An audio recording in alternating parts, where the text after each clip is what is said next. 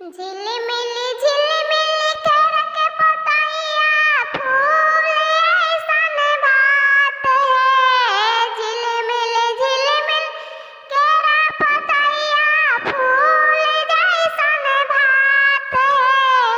एको चौरा छोड़बही रउआ साले काटे में दुनु गाल है। एको चौरा छोड़ब समाधि चल तुर देम तोहरो दांत है। झिलिमिली झिलिमिली केरा के पतैया फूल जइसन बात है।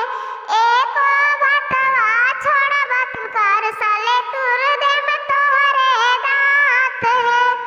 एको चौरा छोड़ब बरतीवा साले तुर देम तोहरे टांग है। घरे जाइबा दीदिया पुछियन के तुरल टांग है। कौना गाँव में चावल छोड़नी समधिन तुरली गाल है। कौने गाँव रसगुल्ला छुड़नी